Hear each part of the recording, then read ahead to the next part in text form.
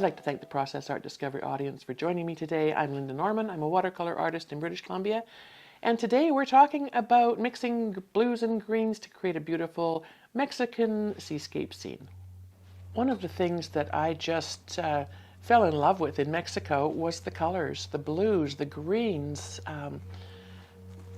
and how those colors stayed so vibrant, whether it was brilliant, hot and sunny, or cloudy and humid.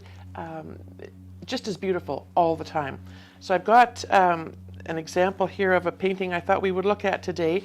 Some of the colors here aren't as vibrant as I will show you later on in other photos, but still I think it's a good way to learn to coordinate the blues and the greens to try to get the shades a little closer to what we're seeing in the photograph.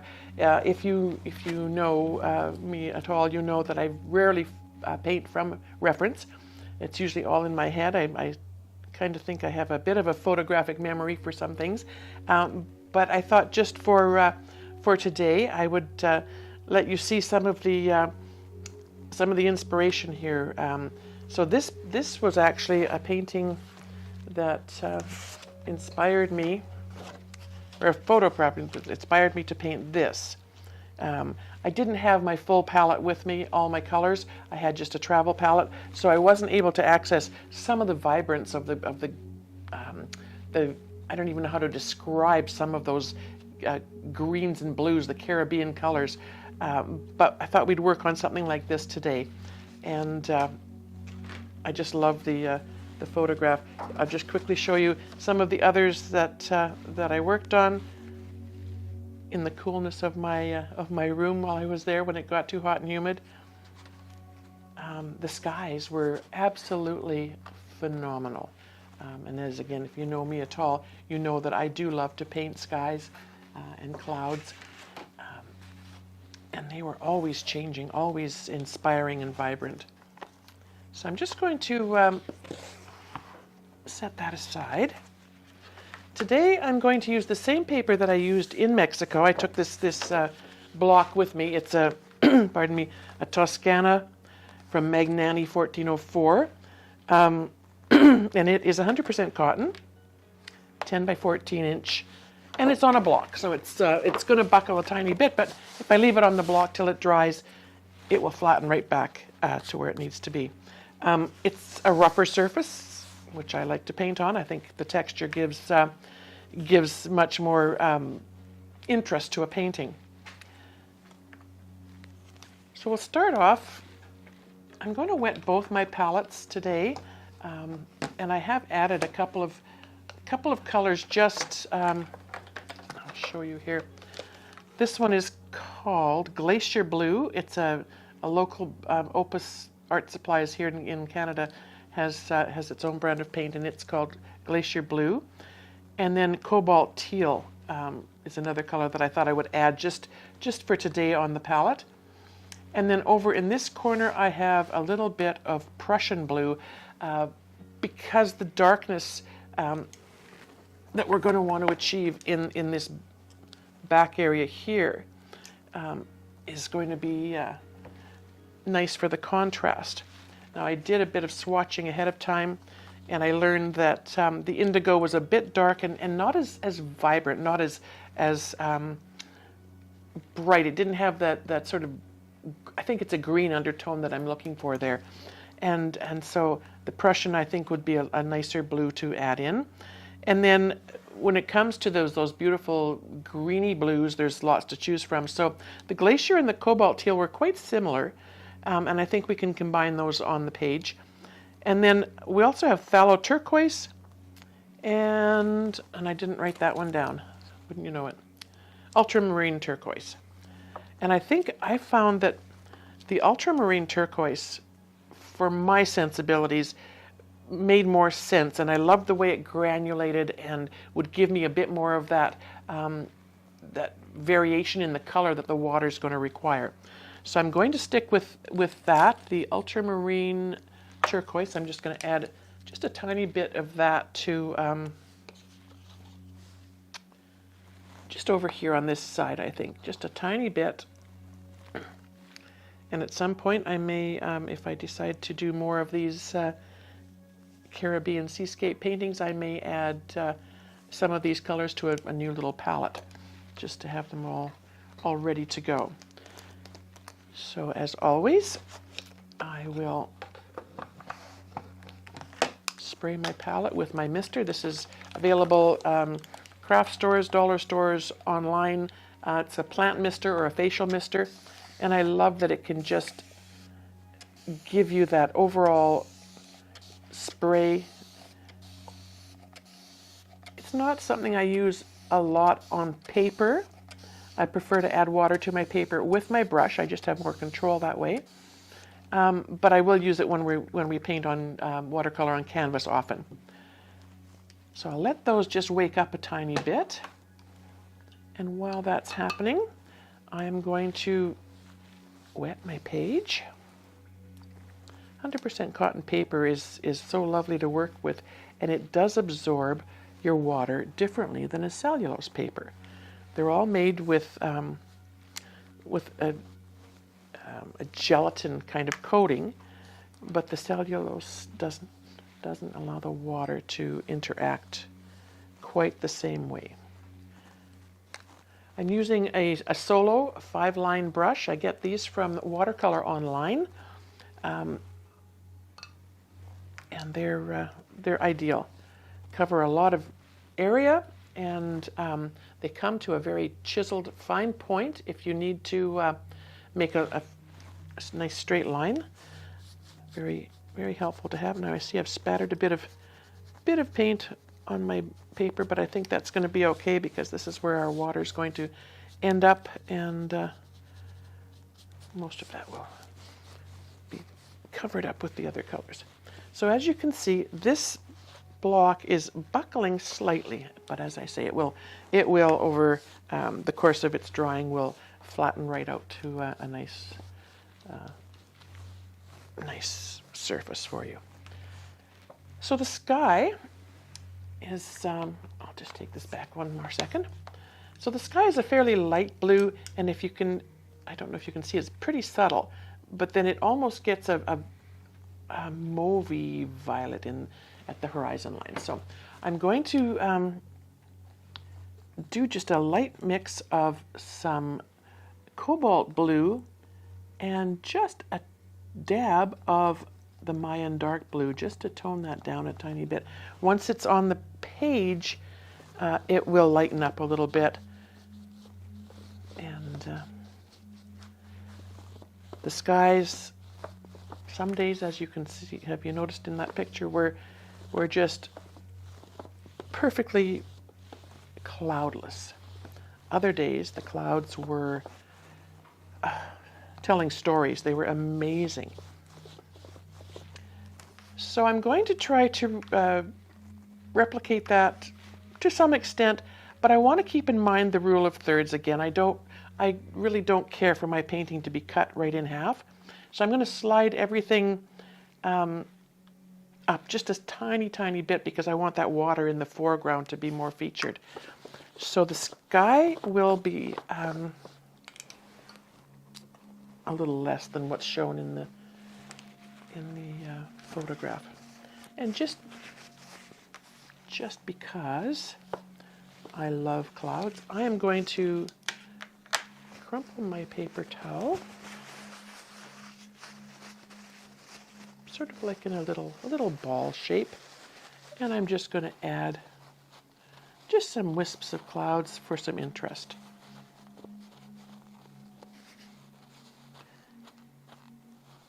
Because this is damp, not sopping wet, it's damp, I can still lift out some of the pigment, but it's damp enough that the colors will continue to move and soften those edges. So once I've dabbed out a few little cloud shapes, I don't have to do anything more to it. Okay. Now I'm going to want to add just a little bit of that horizon line, and this gets to be a bit of a challenge because the paper is buckled. You won't get a nice straight line, so sometimes that has to wait until everything's dried, and you can go back in and straighten that line out a little tiny bit. So I want to add just the tiniest bit of a red, and this is quinacridone rose. And I'm going to take that and I'm going to add it back into what I had mixed for the sky, the Cobalt Blue and the Mayan Dark Blue. And then I'm just going to give that,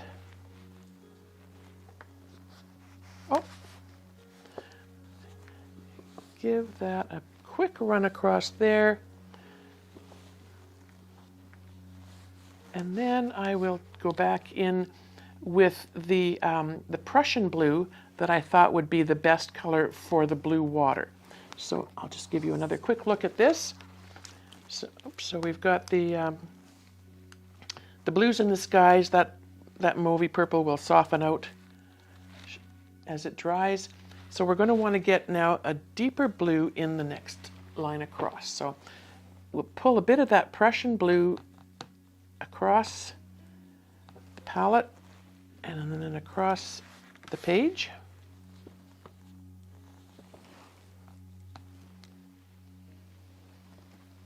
And I want this to be quite high up. I want that line of purple to really not be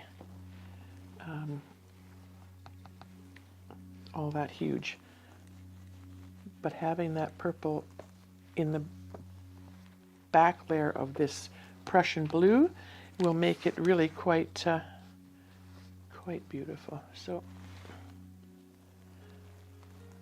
you know, when the paper does this, I just feel like I need to go and get a ruler and lay it down and follow it along.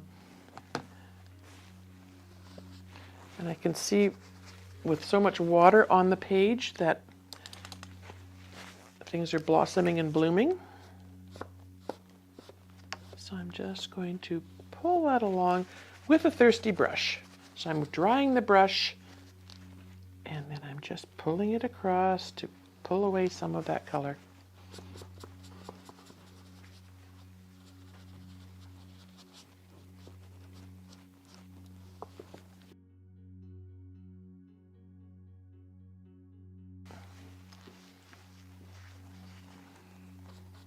All right. So where that that moisture had kind of bloomed up there, I'm just going to create a few more wispy cloud shapes and soften that edge now that little bit of mauve has had a chance to settle in a tiny bit. Very light touch with the brush, back and forth. Softening those edges. And then just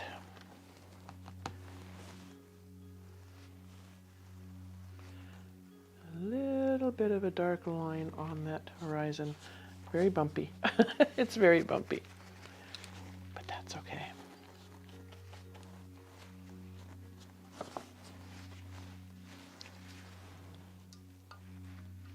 Now in the front is where we've got a bit more of that Cobalt Teal and the Glacier Blue and those colors coming in. So I'm just going to re-wet the bottom of my page because it has dried considerably. And then I'm going to come in with some of these colors. The rocks that we saw in the photograph will come right across there for the breakwater. So I'm just going to not worry about the transition spot because we will cover that with our rock colors shortly. But I do want to get some of the cobalt and the teal and the other colors in here, and then that ultramarine turquoise is so beautiful. And we've got all kinds of reflection happening. That breakwater with those rocks that we're going to throw in there in a few minutes kind of changes the light play on the water. So we're going to just going to add in sort of dibs and dabs of some of the darker colors. So I'll bring in some of that that Prussian blue perhaps, just here and there, just a tiny bit. And then what I want to do here was perhaps just a tiny bit of neutral tint. Because that water has lots of elements, lots of things happening on it. And then we did this in some videos in the past, but I want to create a bit of texture. So I'm just going to use some plastic wrap across the bottom of the page, just lightly and briefly. And because the waves are linear and horizontal, I'm going to encourage the strips in the color, or in the, pardon me, in the plastic, to maybe go a little more linear. There we go. And that sort of gives me a bit of help getting my texture happening. And then I can smooth some of those edges a tiny bit. I kind of like that it's a little irregular. And now we're going to go in. I'm going to switch to my Lebanson Goat Synthetic brush. It's 1.5 inch bristle. Comes to a fine point, but it also holds a lot of water because of the goat component in the brush. One of my favorites for picking up lots of juicy, rich color and laying them in. So I'm going to start, pardon me, getting some nice rich color for my line of rocks. And I think I'm going to start with just a neutral tint, just to get those under shadows happening. And I'm just laying that across, dabbing it across where the rocks on that breakwater are going to be sitting. And of course, under the line of rocks was where the shadows will be. And in the photo, we'll take one more look. So you can see where there's some beautiful goldy colors and some sandy colors. There's also some shadows that can be gray and can be blue. And I always like to keep my shadows in tune with what's happening on the page as well. And so we'll get some of those in. But I'm going to try a little bit of, let's try quinacridone gold. Let's try quinacridone deep gold. And I just want to put a little bit of that here and there in this rock area.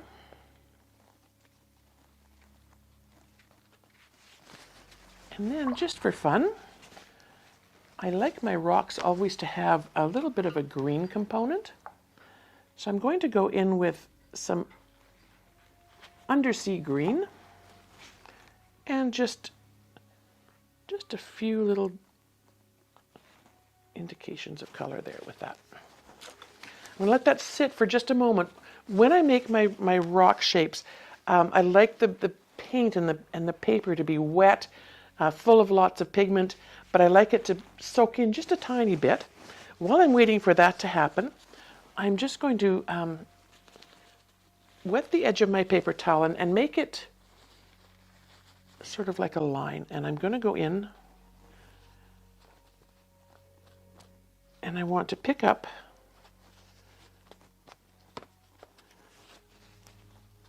some of that blue where we're going to see the waves crashing up. And you can just go in and dab and twist, and it will give you that sort of flowing, flying motion of the wave coming up.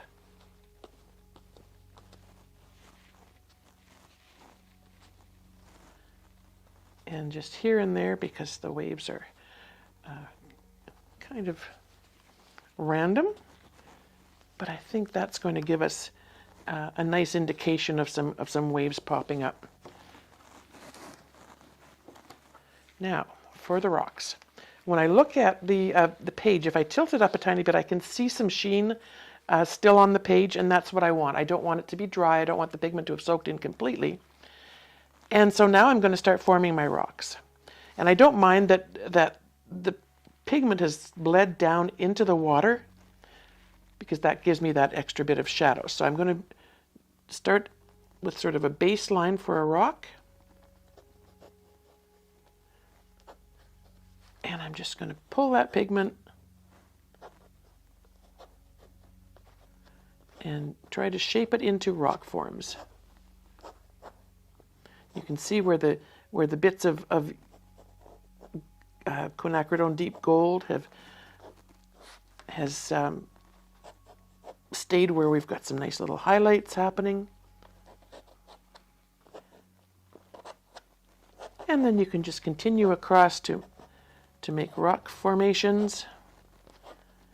You can see, because the paint on the surface is still wet, I'm moving it with this little piece of plastic. It's actually a tab off of a produce bag. And I've shaved the tabs. Sometimes they have little nibs on them, because where they've stuck together on their big sheet that they come in, I'm assuming. And I just shave those off. Sometimes I give them a little bit of a sand just to smooth them a tiny bit.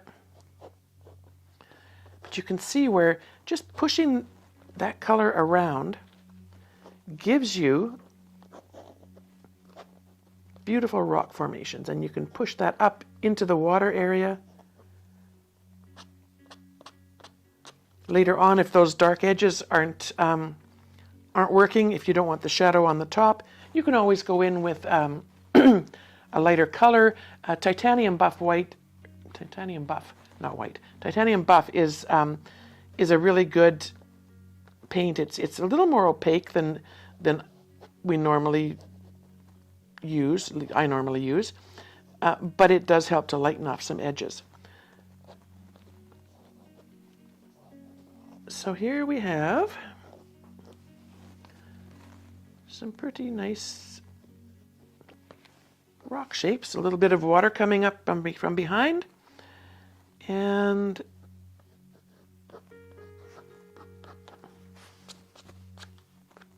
a little bit of water texture in the front. I kind of like those rocks just the way they are. Well, maybe I don't. Maybe I want this one to be, I want this one to have a bit more lightness showing. And then that guy can be in the background.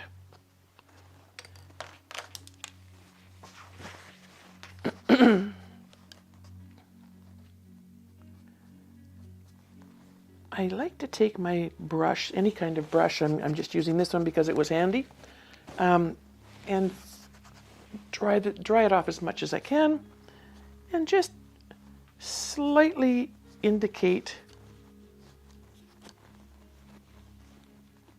a baseline for those rocks. The paint is still wet, the surface is still wet, but that's great. Those shadows will come into the water shapes in the bottom. I'm just really drying this brush off, and actually I think I might just go to a completely dry brush, and I just want to soften some of this bleed that's been happening down here just ever so slightly, just so that it's not quite so obvious. This one's a little more than I anticipated as well, but I'm okay with that. I don't mind that because it's water, I don't mind that those those shapes are happening. Now if I wanted to get fussy, I could get in to this area here and lighten a little bit of that pigment that was left when we put the saran wrap on, and I probably would pull that through some of this bit of a cauliflower that was happening there, just to make it less obvious. Make it look a little like it's a shadow.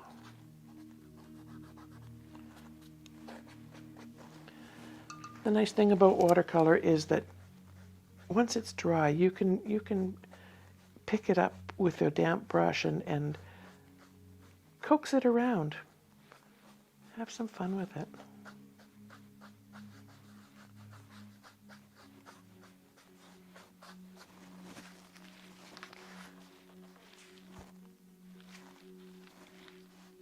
I think I'm pretty happy with that. Quick and easy, nice way to explore some colors, get some blues in there. As I say, once it's completely dry and flat, I will go in and try to straighten out that horizon line a little bit. But for all intents and purposes, I think I'd be happy to sign that one.